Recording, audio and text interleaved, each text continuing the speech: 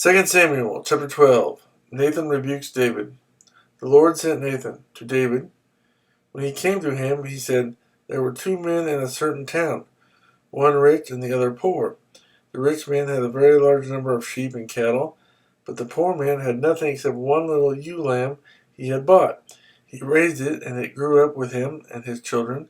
It shared his food, drank from his cup, and even slept in his arms. It was like a daughter to him. Now a traveler came to the rich man, but the rich man refrained from taking one of his own sheep or cattle to prepare a meal for the traveler who had come to him.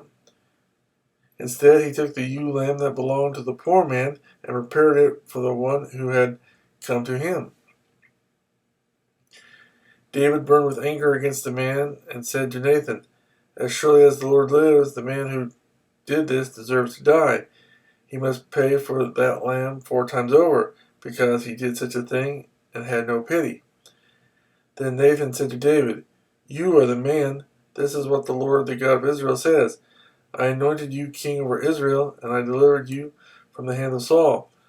I gave your master's house to you, and your master's wives into your arms. I gave you the house of Israel and Judah, and if all this had been too little, I would have given you even more. Why did you despise the word of the Lord by doing what is evil in his eyes? You struck down Uriah the Hittite with a sword, and took his wife to be your own. You killed him with the sword of the Ammonites. Now, therefore, the sword will never depart from your house, because you despised me and took the wife of Uriah the Hittite to be your own. This is what the Lord says. Out of your own household I am going to bring calamity upon you.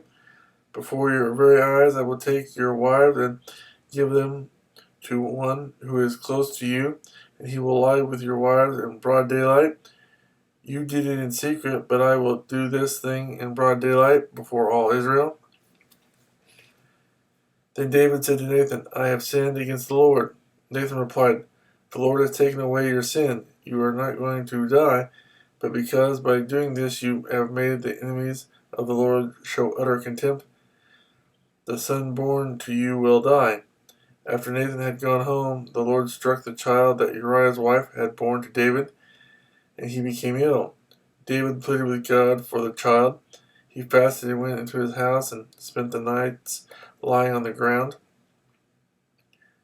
The elders of his household stood beside him to get him up from the ground, but he refused, and he would not eat any food with them. On the 7th day the child died.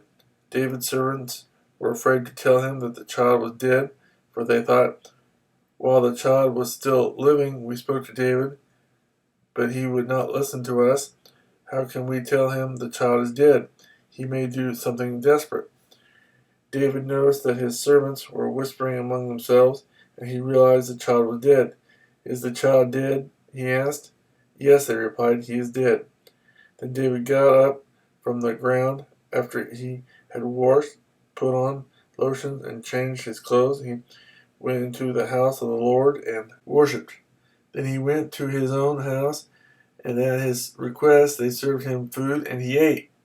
His servants asked him, Why are you acting this way? While the child was alive, you fasted and wept, but now that the child is dead, you get up and eat. He answered, While the child was still alive, I fasted and wept. I thought, Who knows, the Lord may be gracious to me and let the child live. But now that he is dead, why should I fast? Can I bring him back again? I will go to him, but he will not return to me. Then David comforted his wife Bathsheba, and he went to her and lay with her. She gave birth to a son, and they named him Solomon. The Lord loved him, and because the Lord loved him, he sent word through Nathan the prophet to name him Jedediah. Meanwhile, Joab fought against Rabbah of the Ammonites and captured the royal citadel. Joab then sent messengers to David, saying, I have fought against Rabbah and taken its water supply. Now muster the rest of the troops and besiege the city and capture it. Otherwise I will take the city, and it will be named after me. So David mustered the entire army and went to Rabbah and attacked and captured it. He took the crown from the head of their king. Its weight was a talent of gold. and it was set with precious stones, and it was placed on David's head.